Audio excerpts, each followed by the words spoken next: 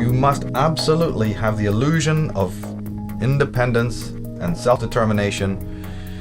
And we have a problem then. We have a problem that to really, really be independent, to really be an individual, which in psychological terms is called individuation, that's difficult for most people.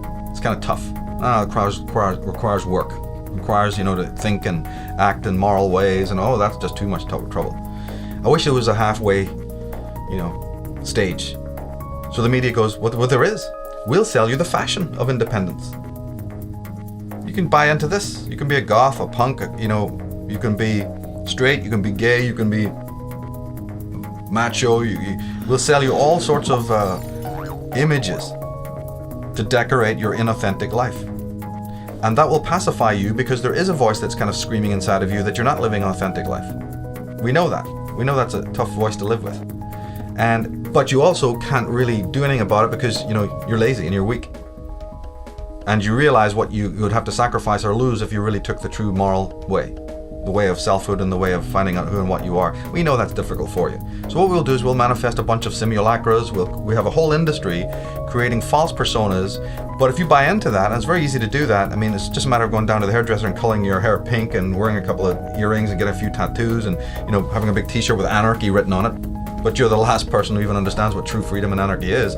But don't worry about that. Well, the world is full of those kinds of people, isn't it? But do you see it as being any more free? If that was ever going to solve the world's problems, what happened in the 1960s when everybody was free, quote unquote? Where's the love now? Did it stop wars? Did it stop evil men ruling the world? Did it stop genocide? Did it stop the mutilation of animals and abattoirs?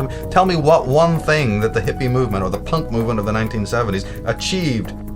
Well, I'll tell you what they achieved. The leaders of the punk movement are living like pashas and maharajas in $1 million houses over there in Bel Air and also in Los Angeles.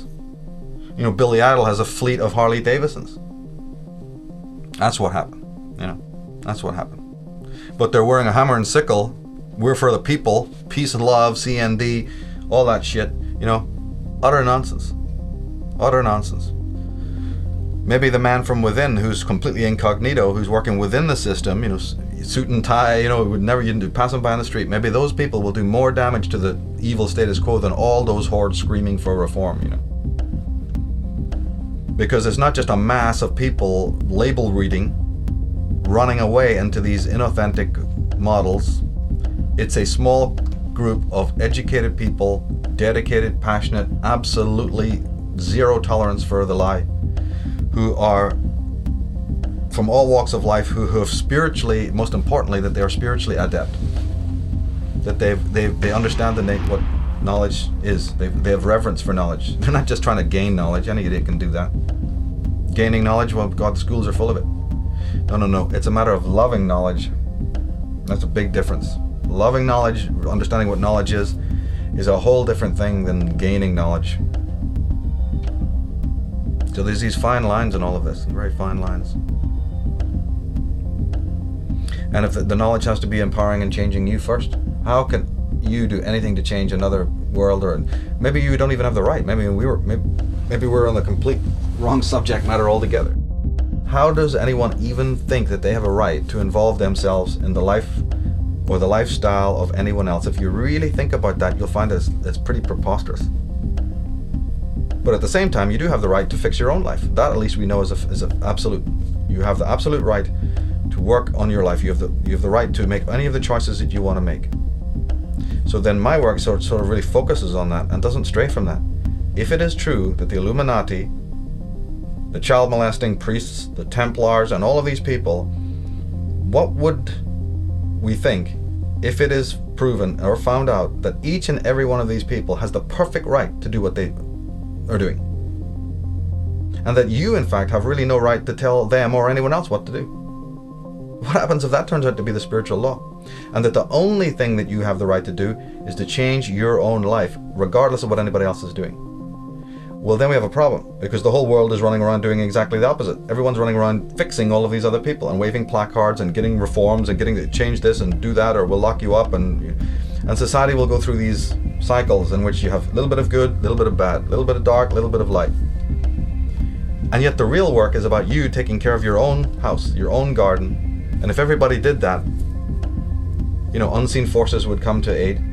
Man would, like Vernon Howard said, we can accept that God can become man to save man, but we can't accept that man can become God to save himself. It's one of the most powerful statements I've ever heard. And so what is that dependency in human beings that makes them refute that?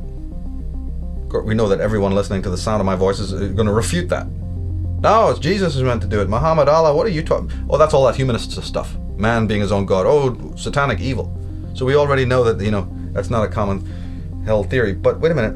What then is the motive that makes people refute that statement? Before we get into what they're into, you're a Christian. Why would you feel motivated to not accept that man is his own savior? I'm very interested in that. I'm very interested in as to why you, not the cult, not the clan, not your guru, why you would, have a problem with that. What's in your psychology that has made you in the 20 years of your life, or the 25 years of life, or the 40 years of your life, not have enough brain cells to realize, my God, that's the bottom line. Because in my opinion, if you don't accept that, you are an unsane person. You're not insane, you're unsane. You're toxic, and you need to be quarantined or something. That's really the long and short of it, in my opinion. Then I want to get the crucifix out. As soon as I hear that somebody is, thinking that another authority, another person, has the rights over their mental and emotional and attitudinal and psychic life, I'm worried about that person, because I know that person has got some very serious psychological and existential problems right off the bat. Right off the bat.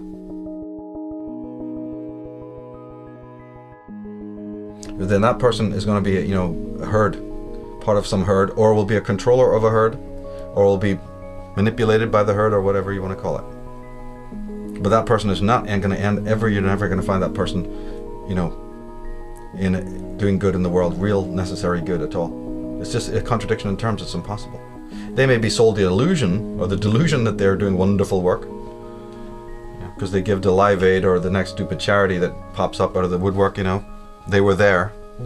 Great, you were there, yeah. Well, we had Live Aid, didn't we? When was that? 1982 or something? Did the world get any better? No, all that happened is Bono and Geldof got on their best clothes one day and walked off down there to Buckingham Palace, got on their bony knees and said, thank you, Mom, for their little award. Okay, that's what happened. And their kids will go to good schools, and they will have, $1 million hotels, and they'll have the best time of it, because they're sellouts. They're people who sold out or were already working for this cult of Dionysus, people's champions, in order to lead you away, just like in the Monty Python Meaning of Life. Follow Andre, the waiter. He's got something to show you, so you go up down some streets, over here, up some alleyways, come on, through a bunch of parks, take you on a 15-minute tour nearly there now, to show you something. See that? It leaves you up in an empty field. Much of a philosophy, I know. Fuck you. And then gets angry with you. Fuck off. You don't think it's very much. Don't come following me. Yeah. So keep on following Andre. That's what every guru, every priest, every politician is telling you. It's all tomorrow. Every scientist, you're going to have it tomorrow. You're going to have it tomorrow. You can't have it today, because we don't live in the now. We live in tomorrow's world. Tomorrow doesn't even their own science proves tomorrow doesn't exist, but they're going to tell you it all exists in tomorrow. So the fundamental line is, discover that there's a hidden hand, mind controlling the world, operating to keep you down. Understand that you are a participant in that, because you are allowing those hooks into your flesh. I've said it many times, and I said it recently, said it last year. You must distinguish the difference between saying, have I been sold a lie? And the difference between, yeah, but have I bought a lie? Because there's all the difference in the world attitudinally between those two statements. You are being sold a lie. But that's the perfect right of that salesman to sell you a lie. The universal force doesn't care about that. Universal force's judgment, field is not really operating on that frequency at all. The judgment field, the whole spiritual ball of wax begins based on whether or not you bought that lie. That's the clause, that's the nuance, that's the difference. It's a no different a rule than anything that applies when you're shopping downtown. I can't even think of how it would be different. This person prefers Gucci over, Versace. This person likes the Levi's over Wrangler. They have the right to sell you whatever they feel like. They have the right to even believe what they feel like. Somebody likes cappuccino, somebody else likes latte, mocha, right? Choice must be there. The decision is yours. But where the real moral component comes in is what you bought and what you put your energy into and what you gave in exchange for what you bought. And if man is not in inner harmony or tuned correctly, he's going to create chaotic noise. If a guitar isn't tuned properly, don't expect it to play well. It's going to be in discord and it will create chaotic sounds. So the bottom line comes in, but how are you tuned? How are you tuning your inner instrument, your consciousness? As I said, the alternative to that is to not tune it, but then hang out with a whole symphony of likewise untuned people. So you can all believe you're cool. In fact, you can say, no, this is a radical new form of avant-garde music we're playing here. It's real hip, it's real cool. All this chaos. In fact, this chaos is really true. This chaos is the ultimate form of music. But that's just you mind controlling yourself into believing that your chaos is order. And unfortunately, there are very toxic people in the world who don't like order. They want chaos because they feel good in that chaos, and you're providing it for them.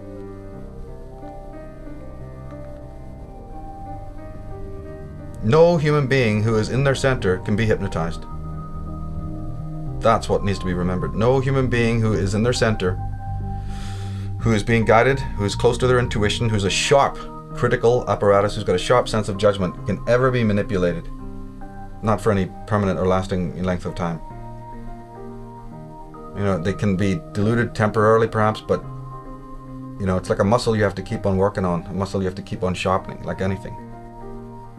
And I really believe that a lot of the obstacles and challenges and tragedies that are occurring in the world, that's what this is for. This is the grinder. This is the thing that's sharpening the blades of intelligent people. You have to have friction. I'm sorry, it just happens. You can't sharpen an axe or a beautiful blade without that grinder, without that sharpening apparatus and the friction that's caused and the mechanics of that. So it's the same way with sharpening consciousness. You must have this whetstone of the world in order to sharpen your mind and sharpen your consciousness, so that you come to see some of the meaning in all of this.